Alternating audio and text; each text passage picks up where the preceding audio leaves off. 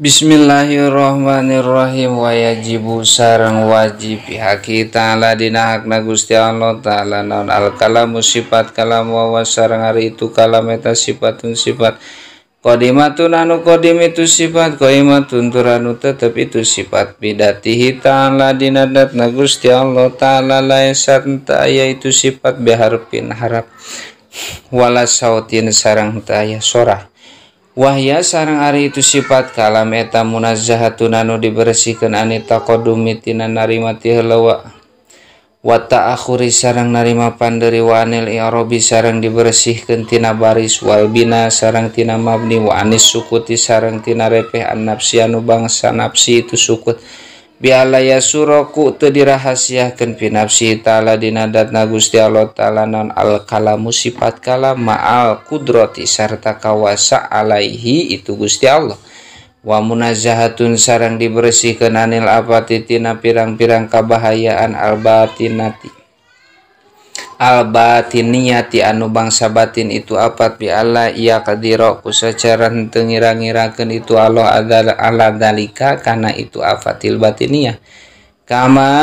sapertikeun perkara fi halil kharosi dina tingkah pire wat fuliyati sareng sifat bubudakeun wa anjami sifatil kalamil hawadisi sareng dibersihkeun tina sakabeh pirang-pirang sifat kalam anu anyar wa sareng ari itu sifat kalam eta sifatun sifat wahidatun anu sahiji itu sifat la ta'duda anu tebing bilangan eta maujud fiha dina itu sifat lakin lahu tatapina eta tetep dina itu sifat kalam aksama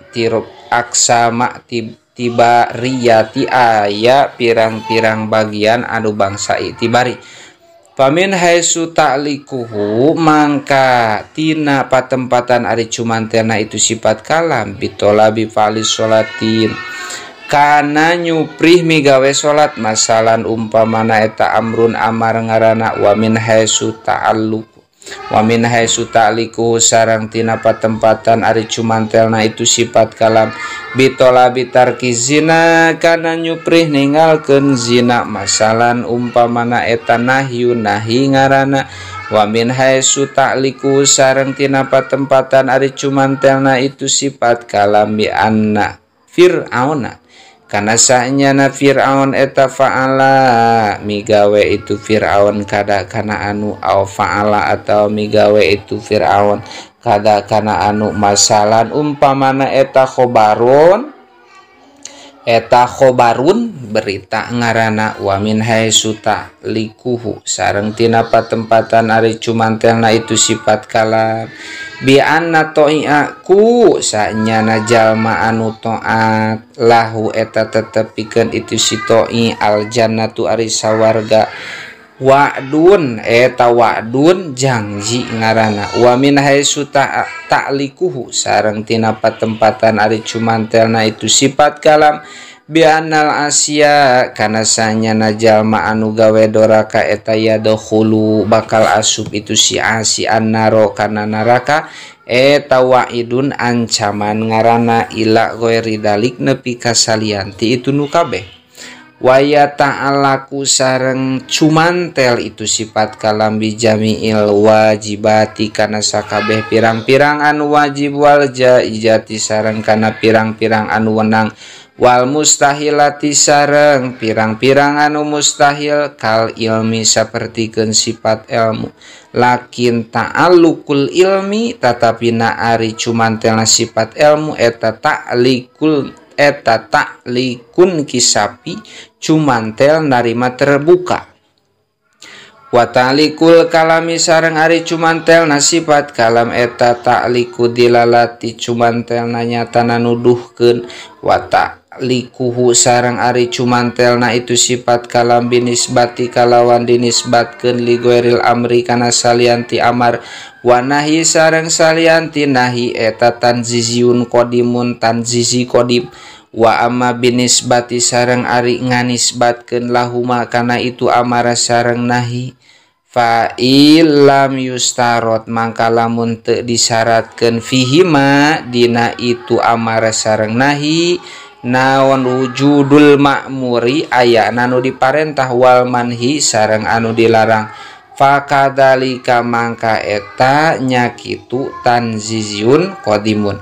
Wa ini sturito sareng lamun disyaratkeun fihi madina itu amar sareng nahi naon dalika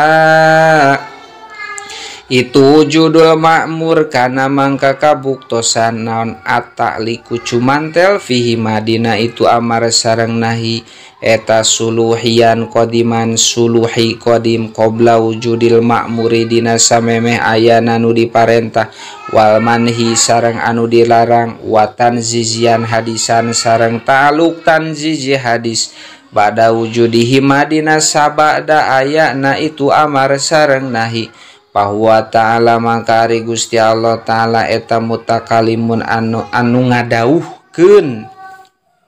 amirun tur anu marentah nahin tur anu ngalarang wawaidun sareng anu ngajangjikeun mutawaidun tur anu narima ngancam bikalamil azali kalawan kalam anu bangsa ajali qadimin anu qadim itu kalam qaimin anu tetep itu kalam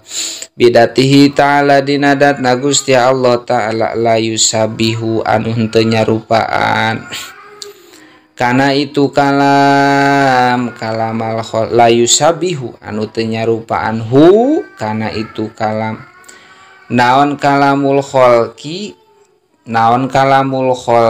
kalamna makhluk palai samangkah henteu itu kalam eta bisawatin aya sora ya hadisu anu anyar itu sawat min insalalil hawai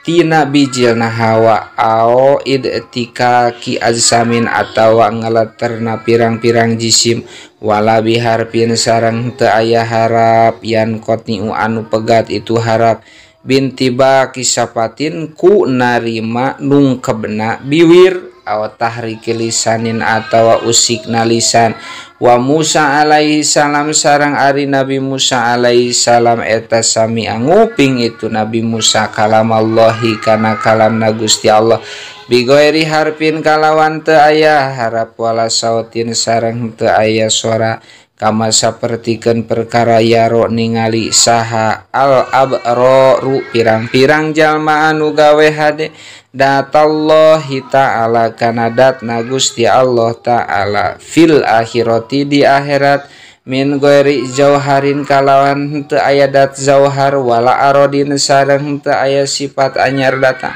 wadiduha sareng ari lalawananana itu sifat kalam sifatul kalami tegasna sifat kalam eta al bukmu fir wa huwa sareng ari itu bukmu eta al harosu eta al khorosu pire wal muradu sareng ari anu dimaksud bil bukmi kulapat bukmi eta adamu kalami nafsi henteu aya kalam anu bangsa nafsi sawaun sarwa bae kana kabuktosan itu bukmu eta biapatin ku pancabahaya ku aya pancabahaya amla atawa henteu aya apat pada hola mangka asupihi dina itu bukmu naon asukutu repeh